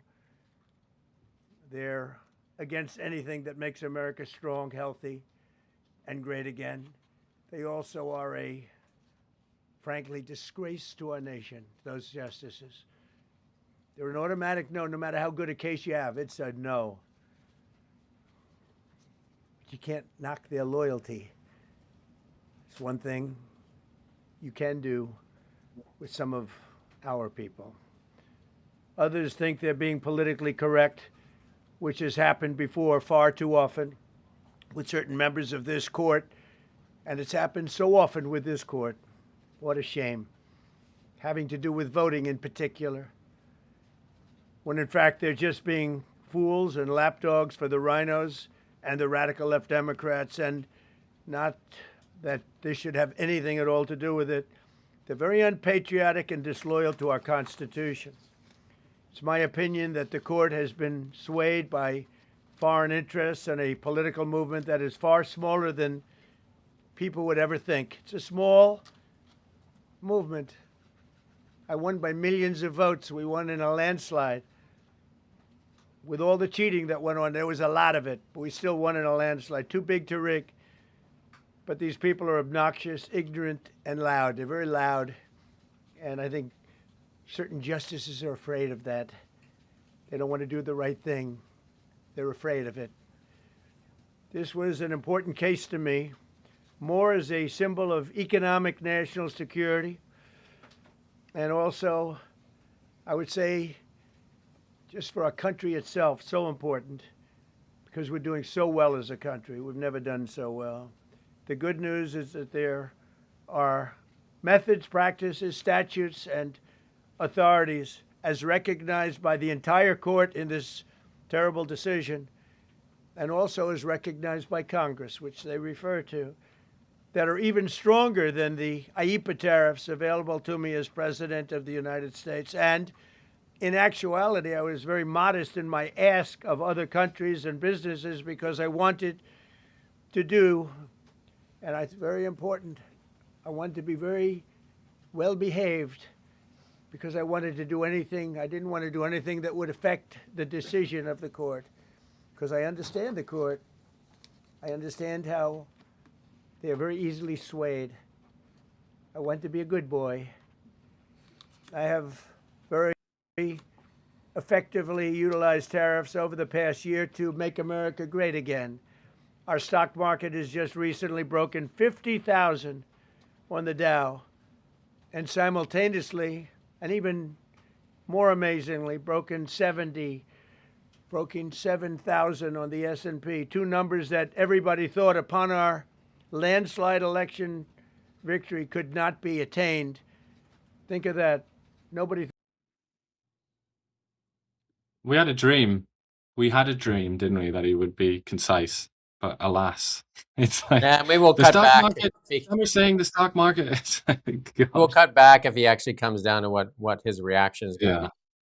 Sometimes he can go on for a long time, saying the same thing over and over again. We have more research on that Arctic port there. Like Churchill won that Wab canoe, and the Liberals sometimes promote. Cabinet yesterday said it'll spend about $248,000 on a study to see how much it would take to upgrade Canada's most northerly deepwater port. So read that as 10 times that by the time they finish the study. But right now, it's only that port is only viable. I think it's 16 weeks of the year. And that port was opened in 1931. And it's been, what you say is neglected, kind of like our military, neglected. But by the year 2100, according to the climate change people, it could be an open port for 240 days of the year. But I thought all the polar ice caps were supposed to melt away completely. But now they've toned that back. But, I mean, right now it's only like 16 weeks for 4 months of the year. Unless maybe we buy an icebreaker. Hey, like an icebreaker. But hey, why would you want to do that? We'd have to get China to build it. Well, the country that we just beat in ice hockey, our good friends, the Finns, they make them. But it is true. This neglect of Churchill and the North in general is merely a symptom of the overall strategy of the federal government for so long, and also the provinces, which is to just rely on America and go south. So people talk a lot about East-West. That's been neglected, but so's the North. Everything is just focused on the South, isn't it, in terms of development and investment possibilities. So there's no denying, obviously, that this has been neglected, because it is an asset, this. Even though it's hard, it's not an easy one to do, but it's an asset.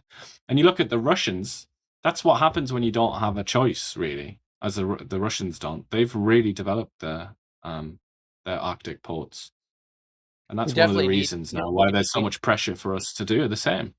It's hard to get deep water ports, and we need to spend money on it, 100%. If not for shipping, but for military access, for sure.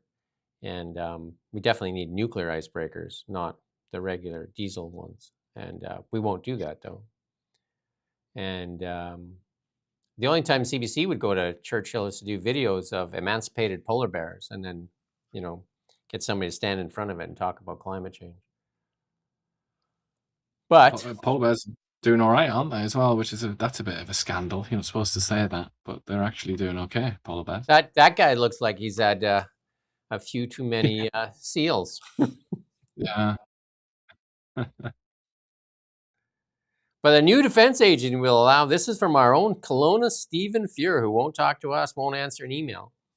7 emails Stephen Fuhr refuses to respond to. And I've sent him a couple. We've asked time and time again. We've asked again for an interview. But Stephen Fuhr, the federal government Secretary of State in charge of defense procurement, has claimed the new Defense Investment Agency, the DIA, bureaucracy is the right word there, created by the Liberals, will soon have more authority to rearm Canada. The agency's creation will allow small and medium-sized firms to access contracts despite not having the ability to have big lobbyists in Ottawa. So this will allow them to give contracts to people that probably have no business selling military goods. Imagine that. Such as the former defense minister, maybe. Yeah. Thank you, Charles McDonald, gifting some memberships. I appreciate that as well. Thank you, Charles. He just sent 2 gift memberships. Charles is one of our faves out here, always being very supportive of independent media. Thank you, Charles. We appreciate that. Some Canadians, I guess, now have had enough. Canadians are indifferent to claims of labor shortages by businesses, and I read that as Tim Hortons, A&W, that rely on foreign workers, and that's from the Department of Immigration Research. That's the no shit Sherlock file there. Even people with mild views on immigration were unpersuaded by complaints by employers. Yeah, when unemployment for youth is in double digits, in some places in the 20s, respondents were questioning whether poor wages and working conditions were driving labor shortages.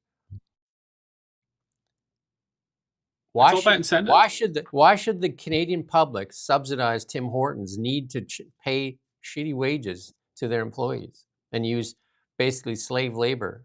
Why should Canadians pay for that with no access to healthcare? We just showed you that. 15-hour wait times. Why should Canadians pay for that? Why should Canadian youth pay them more, Tim? Pay them more money. Because it's not that they won't work for you. See, that's the lie.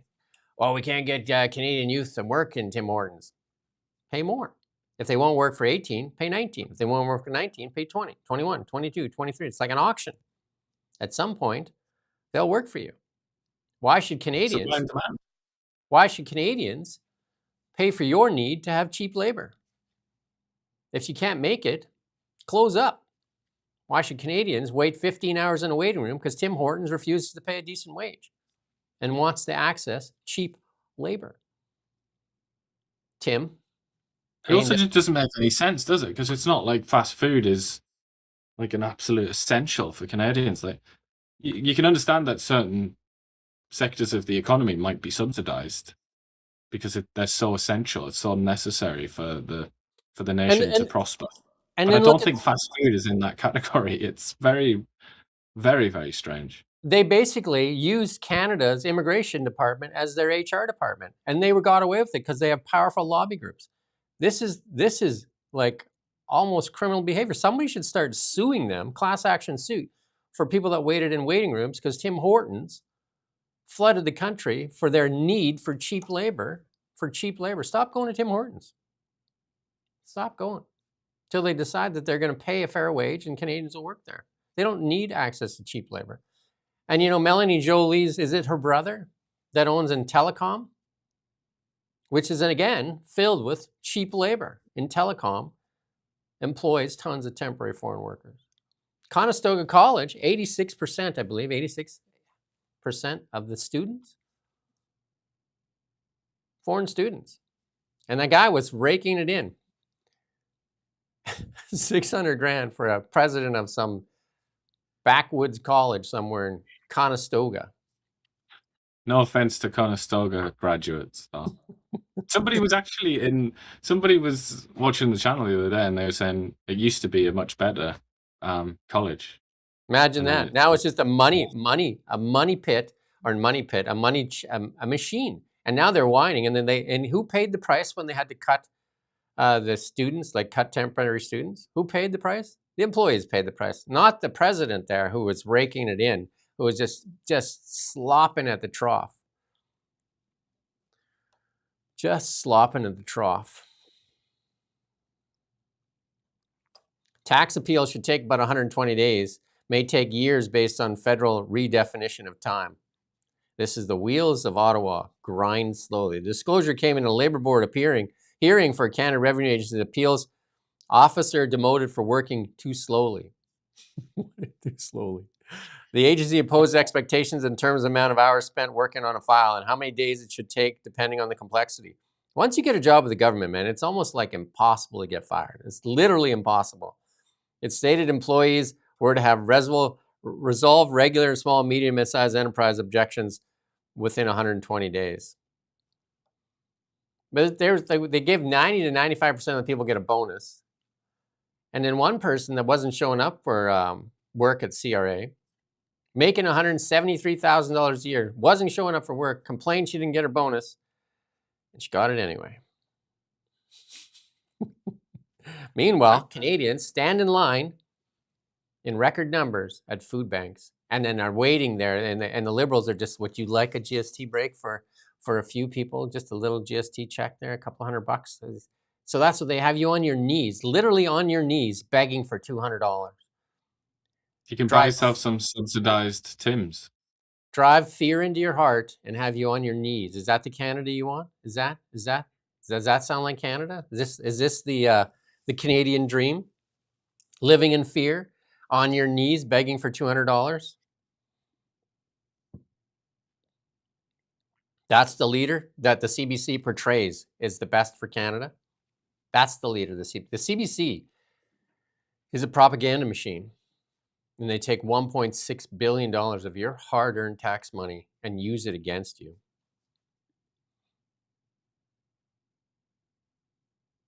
If you're traveling to Cuba, like, you could get stranded. I mean, this is a bad time to go to Cuba. They got no jet fuel. Could be stranded without electricity, food, fresh water. The Department of Foreign Affairs said yesterday diplomats updated a federal travel advisory. I mean, they're choked off their energy. Again, showing you how important energy is to a nation. Yet in Canada, we continue to suppress our energy. All Canadian airlines suspended service to Cuba until further notice. Avoid non-essential travel. That's an obvious, right? Like, even if it looks like it's a real deal at these luxury resorts right now, don't be a fool. Don't be a fool. Air Canada, this is another one from Holly Dolan Blackhawks. Air Canada complains it's being singled out for French fines after draft regulations requiring bilingual service by federally regulated transport employees and maximum fines $25,000. Other air carriers do not have the same obligations as Air Canada toward the same public and will not be subject to the monetary penalties there, Ryan wrote to Senate. Air Canada is the only carrier subject to Official Languages Act as a condition of its 1988 privatization. Air Canada has gone to the Government of Canada trough many, many times. Every time they falter a bit, where do they go? Knock, knock, knock. Hey, it's Air Canada. Fill it up. Fill it up. Air Canada. Crackers article. You want crackers? This guy's crackers. Listen to this. He must be watching Mondami there in New York. And he's basically taken, and it's same with BC Greens here, Emily Lowen. Like, they've all gone in on this, like, populist. I mean, this is crazy popular. But again, it works right now because Carney's Liberals has Canadians basically on their knees begging for $200. And listen how these guys are going to appeal to them. Listen to this.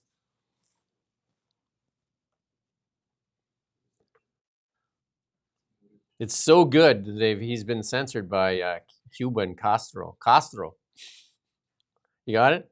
Role of public ownership to double down on the things that make Canada Canada, not just our healthcare system, investing in the care economy where more than 3 million people, mostly women, work in long-term care, in childcare, and healthcare and education, a public option for groceries, cell phones, internet connection, a public bank through Canada Post and postal banking. These are measures emphasizing the responsibility of the government to step up and govern and use our public resources in the public interest. Not everybody on the stage is willing to go there, but that's the only way that Canada can build a Trump-proof. That's good. Not everybody on the stage is willing to go there because not everybody on the stage is a clown. And it's like Canada's problem is it has oligopolies. You want to create a monopoly. You want to create a government state-funded auction system for food. Do you think that's going to help? Do you think what are you literally like? Where has this worked in the world, Mr. Whatever your name is? Like, are the Liberals propping this guy up so they make sure that he drives the NDP into the ditch, like completely, like flames the car out? Is that the deal? Get somebody that has not even the NDP used to be a proud party. Jack Layton, my God, Jack Layton would be so. My dad was NDP. Like, he loved the NDP. He wouldn't like this NDP because my dad came from communist Hungary. And this guy is basically, show me where communism has worked. Just show me where.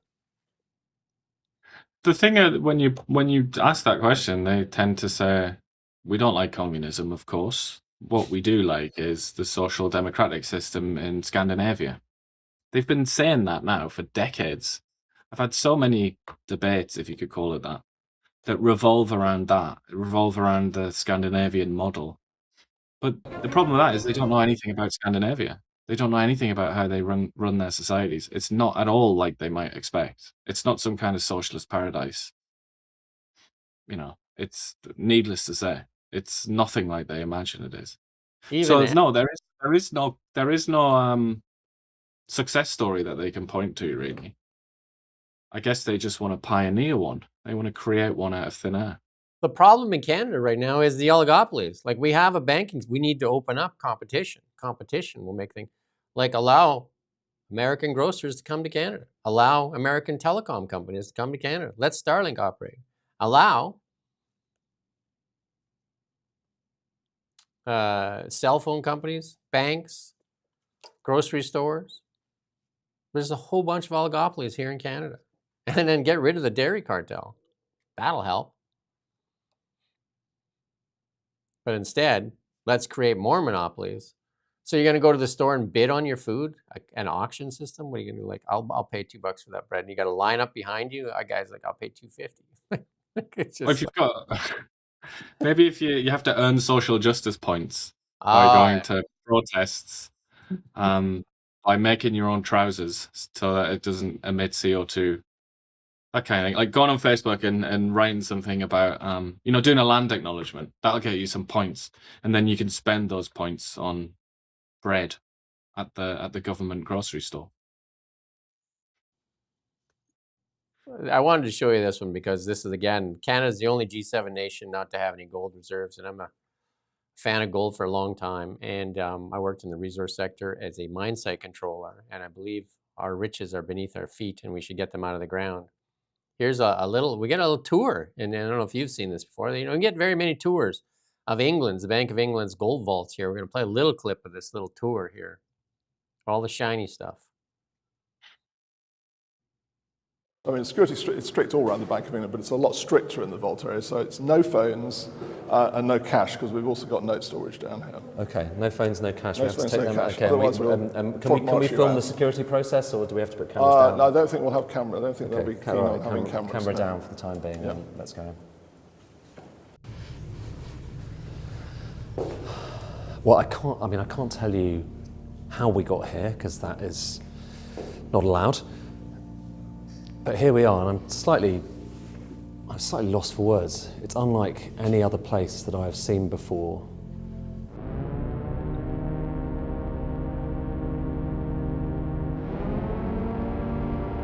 It's like the end of Indiana Jones.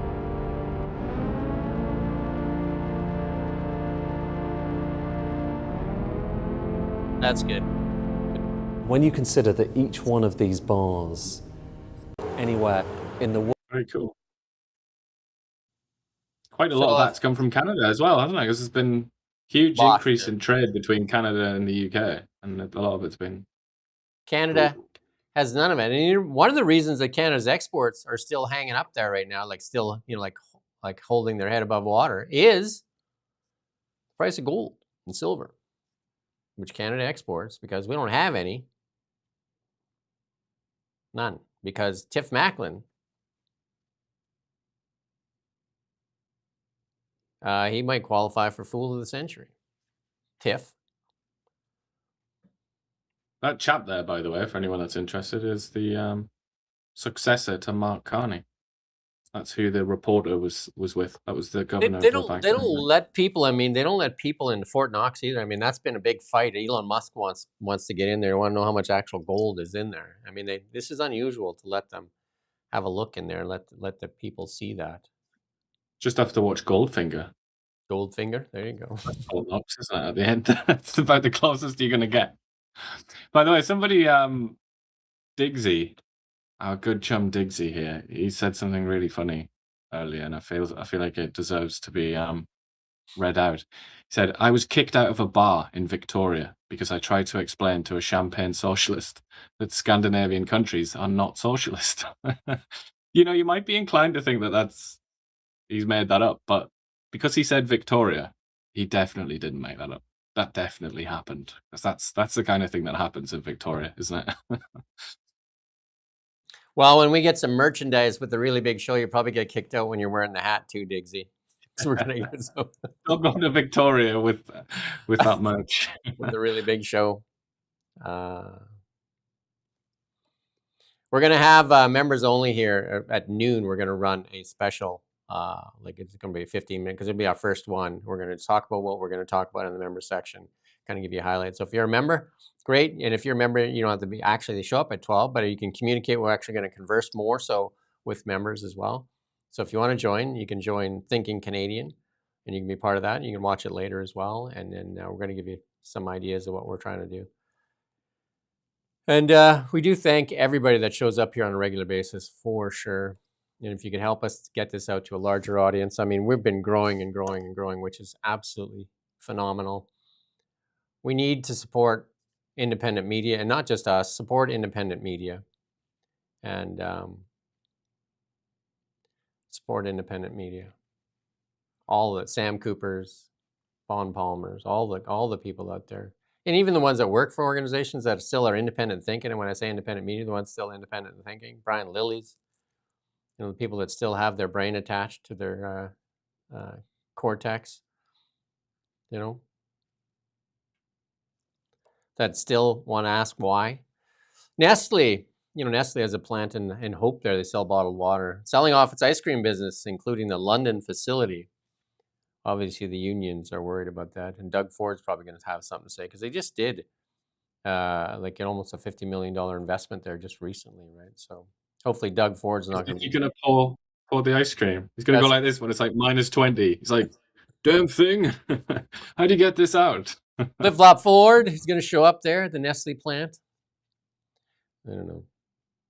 We got to do more about Flip-flop Ford because we got lots of people watching from Ontario. So we got to add more in from Flip Flop Forward. I mean, he's so such a funny character that you could just talk about him nonstop, really, couldn't you? Like, I'm particularly fascinated by the way he speaks, I must say, which he seems to have perfected to try and sound like an everyman. So Laura brought up a thing, and I was going to talk about this in the members, and I'll put it out here. This is one of the ideas that I had, and I talked to Ian about this. So one of my like independent reporters that I really like is Bev Turner from GB News. And if we could have a GB News here in Canada, that'd be great. So one of the ideas is to do a GoFundMe or some kind of Indigo or something like that, where we can actually see if we can get enough money together to lure Bev Turner to Canada to be part of Now Media, to be our parliamentary reporter there and crash in there because she has international weight. They couldn't hold her out, and crash in there and just go to town on the Mark Carneys and that, because there'd be no holding her back. Anybody got any thoughts on that? I think they would exclude her, by the way. I don't think she'd be I think allowed. they'd find a way. Would allow it. She'd have a fight on her hand for sure. We're going to show you this. This was a heartbreaker for Canada. And again, like I said, this is yesterday. It's tough because you lose silver. It's a tough loss for the Canadian women there. Let's play this clip here on the overtime goal. Tough loss. Lots of tears. Yeah. I'm just sorry to interject there, the hockey sadness, but Trump has said he's going to use a different law. Oh no, is it a different law? Yeah, I think it's a different law to put an extra 10% global tariff on all countries. I think he's saying. He's already said it. I don't think he's just arguing with the press right now. So I don't know if you're going to get anything from the live feed.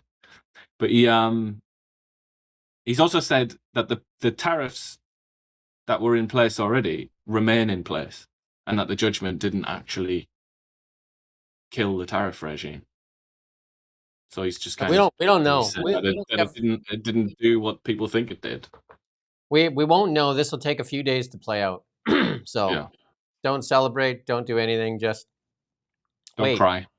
Get a deal. Just get a deal, Carney. Like, I mean, stop driving fear. And then Canadians, stop allowing yourself to be driven into fear. This is not how Canadians were raised. Man, when again, talk about incentives. We incentivize... Like, let's get a list going as best we can. We incentivize car companies to leave Canada and go to the United States through carbon taxes and EV mandate and things like that. We incentivize the refugee board to say yes to everyone, even if they've never heard a word or a peep from the people that they're inviting into Canada. We incentivize provinces and First Nations and everybody else to say no to new developments. And we also incentivize, or events, the world incentivizes the Liberal Party to alienate the Americans because it increases their popularity and it secures their domestic power base. It's like, well, the incentives are just all wrong. Yeah.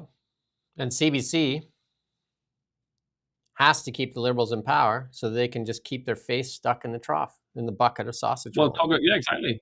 They are incentivized to keep the Liberal Party in power. These things really matter.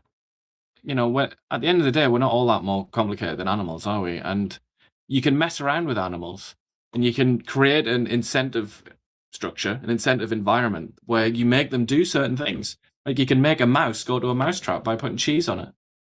Like, we need to fix that, really, don't we? If there's any interest in actually fixing the system. Yeah.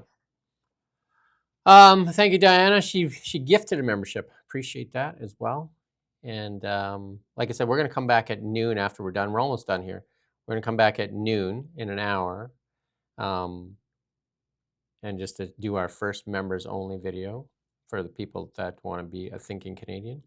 But I mean, all of our stuff here is free to everybody else. And if you could like and share and subscribe. Elon Musk, Grok 4.2 release candidate. Supposedly, Grok 4.2 is going to be crazy good. So, and he said it is a race that must be won because Grok 4.2 or Grok is supposed to be one of the few that is not censored or woke. So Take that from what you will. Marco Rubio's big speech in Munich was lots of accolades for it. Obviously, not so much in the Canadian press, but we put it up. It's got Rubio and Carney's speech. You go listen to it. It's on our channel here, and I advise everybody to listen to it. Just listen to them both together. Which one speaks to the people? Which one speaks to the globalists? And here's Trump calling out Marco Rubio on it. Marco does it with a velvet glove, but it's a kill, right? The result is the same. They do it very differently. And Marco, you really did yourself proud 2 days ago in Munich. In fact, so proud that I almost terminated his employ because they were saying, why can't Trump do this? I do, but I say it differently. But Marco, don't do any better than you did, please. Because if you do, you're out of here. That's good. Well, the difference between he makes that joke too often. What's that? He makes that joke too often. Makes me think that he's being for real. You know, he actually really is quite jealous of him. The difference between the two is Trump walks in the room like Jesus in the church there, and he just throws all the tables upside down and then starts, talking for a long time in circles lots of times. But I mean, the point is the same. Marco Rubio walks in, and he's right. He's like a surgeon. He surgically stands up there, says the exact same thing while you think he's being nice to you. But he says the exact same thing. He comes... Well, he was also being nice. What's that? He was being quite nice at times, wasn't he? He comes across with a velvet glove. I mean, Trump's right. He comes across with a velvet glove, but you take the glove off, you're going to get smacked. It's the same message. I mean, there's no difference between the message between Trump, Vance, and Rubio. Delivery is the difference. I would say, though, in the battle of the succession, to succeed Alexander the Great here, Rubio seems to be considerably ahead of Vance right now, I would say. Well, I think he's the only... It looks like it's his to lose right now. He's the only one, I think, in the confirmations for Trump that I think it was close to 100% confirmations. I think it was 100. Yeah, I think it was 100. And they, of course, the Democrats now hate it because they're just like, I should have never confirmed you. He said, that alone gives me conviction that you did, that you did the right thing. Rubio is sharp. The reason that he got 100% was like, he's a proper Congress guy. You know, he was in Senate. He was in the Senate for so long, and he had loads of important jobs in the Senate. He knows all of them. So I think they thought he's one of ours. So we'll approve him. I think he was always going to be approved for that reason. If I had to pick a favorite, I would definitely say Marco Rubio is probably a statesman, and he will be the president if it's after J.D. Vance or if it's before J.D. Vance or whatever. I mean, the Republicans could have an 8-year run here past Trump between those two. I mean, they're both of them are very strong. Here's J.D. Vance after Obama said there might be aliens. Obama's trying to be relevant. There you go. I don't. It's interesting. I wouldn't say that I do or don't believe it. I mean, I'm a big believer that there are things out there that we can't explain. And so if another person sees an alien, maybe I see an angel or a demon. So I'm a big believer that there are spiritual forces working on the physical world that a lot of us don't see and a lot of us don't understand and a lot of us don't appreciate. But, is it aliens or is it our guardian angel, or is it aliens or is it a not so guardian force that doesn't care about us or in fact actively wishes us harm? I don't know the answer to that question. What I try to do is I try to say my prayers. I try to be as good of a person as I can be, and I try to do a good job. And hopefully that's all I need to do. Terrific. Thank you so much. Trump orders agencies to release the files on alien life, along with the Epstein files. He says, let them have it. So Area 51. That, people still sit there outside the gates. They're waiting to see an alien, I guess. E.T. go home. Yeah, people really do. They really do love that stuff. Talking about places in America, I've also been to Roswell, New Mexico. You've been everywhere, man. UFO is supposed to have crashed, and they love it. They absolutely love it. I went to the museum, the Roswell Alien Museum, or whatever they call it. Oh, we got a couple. It's there are people that really believe in it as like almost as a kind of religious commitment, you know. I said I was gonna. One of the headlines was Trump says he's a schmuck. Here you go. Trump calls himself a schmuck. Under the last administration, every economic policy punished American workers and businesses like this one, while rewarding those who outsource to foreign nations. Under the Trump administration, our policy is the exact opposite, making it harder to outsource while rewarding those who invest, hire, grow, and build right here in the USA. Under the last administration.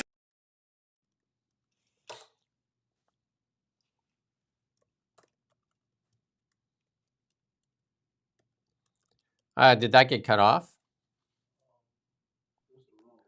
Oh, that was the wrong one. Well, anyway, he says that he's the only president not to take his salary, and for that he says he's a schmuck. I thought we had that. And then this other one, I'm not going to play the clip. It says they asked the journalist, are you going to make a military strike? And it looks like, in the poly markets are saying it too, like looks like something's going to happen in Iran. But Russia's making noise, rattling its saber, and says you better not. But I don't think Russia can fight anything more than it's already fighting. So I don't know if that's going to do anything there. There's lots of little subplots around this as well. You know, the British Chagos Islands. We've talked about that a bit. How the imbecilic elite in Britain is trying to give away islands in the Indian Ocean to a country that has no rightful claim to them, and give that country money. But those islands have a US base, US dominated base, Diego Garcia. The Americans tried or requested to use the base for this operation in Iran that's upcoming, and the British said no. And that's caused a mighty scandal. You got all kinds of Americans coming out saying how stupid that was, like senior American politicians very upset about that, as you would imagine. So that scandal with the British over those islands continues. Somebody's saying in the comments, is anybody that thinks that we're alone in the universe? I mean, it just makes sense that there's somebody else there, but are they more advanced, less advanced? Maybe that's why they put us all far apart, so we can't do anything to each other until we figure out what That's we're the key, isn't it? Yeah. I mean, almost certainly, almost 100%. Yeah. There is life elsewhere, but it's water on other such huge planets. distances that Water we'll is never know. We're a third rock from the sun, and Elon has a plan for a moon base. That moon base is going to happen here right away. And if things keep going like this, and the choice is in Canada, the choice is Alabama or the moon base. I don't know. Here's Donald Trump there in Rome, Georgia. And look at the young people. This is, again, get jobs going. This is it's laid out. You asked me, you and I were talking yesterday, like, how does the Carney Liberals do stuff? He's laying it out for you. No tax on tips. Just like, there's so many different things, yet they don't do anything. Let's look at this.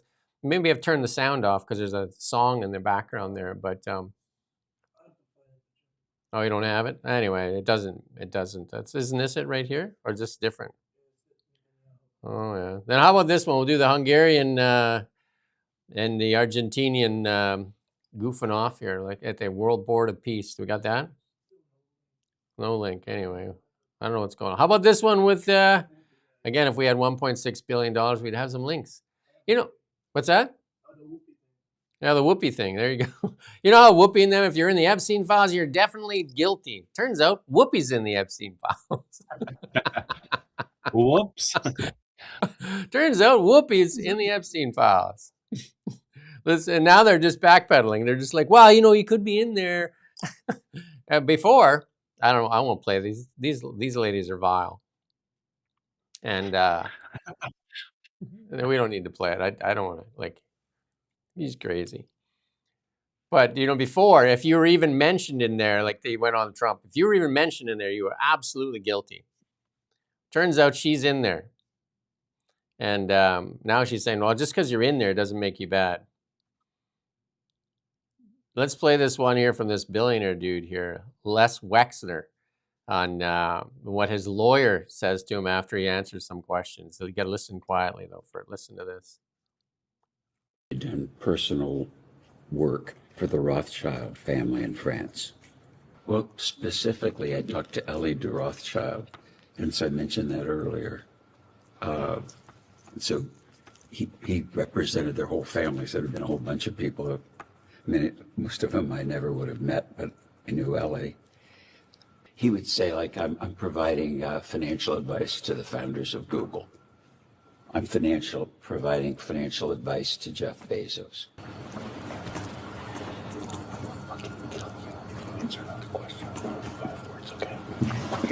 That's good. That's good. Did you hear what he said there? Well, it's in the thing. Yeah, it was weird. Yeah. Very strange. Unbelievable. And then this next one from, I mean, there were so many connections. So many connections. I mean, that's all we're going to show today. But that's our show for today. Well, right on the dime there, almost 2 hours. There you go.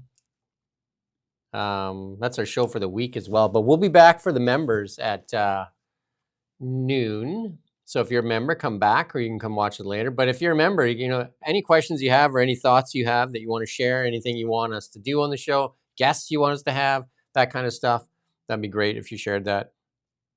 Thank you, Brett. And we appreciate each and every one of you, and we appreciate everybody that shares this show out there. And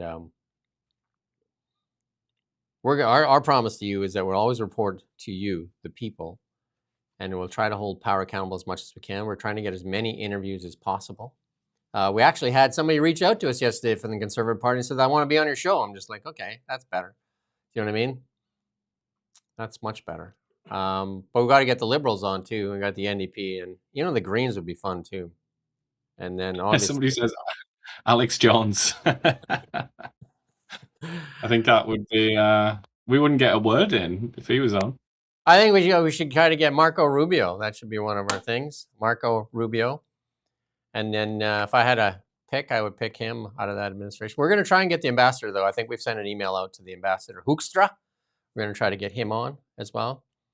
And Ricky just joined Thinking Canadian, so thank you for that. And sausage rolls for everybody, absolutely. And we're going to try to get our merch going as well here right away. We're going to do a new intro, so that's one of the things we're going to talk about in the membership show, what we want to do for intro, because a lot of people don't like this. Is our original intro. A lot of people don't like this intro, but we're going to do an intro. Maybe we should do the U.S. Cavalry. You know, help is on the way, and that's what I think. Help is on the way, and we're part of that help. And independent media will be the solution here in Canada. We just got to break through. Just got to break through. Sam Cooper would be great. We have him on the list that we want to get him out there. Ian's going to reach out to Sam Cooper as well. Thank you, and we'll see you members back here in an hour. And the rest of you, we will see you Monday morning at 9 a.m. Every weekday morning at 9 a.m. Ian Burns and myself are here to bring you the news that matters and show you stuff that mainstream media will not talk about or show you. And we're trying to get an interview on every show too, or at the end of every show. We have next week, we already have scheduled. We have John Carpe next week, and then we have the Food Fest. I think it's March 2nd, so I think that's a week and a bit, I think. So, and we got lots of reach outs out there, so cheerio till Monday.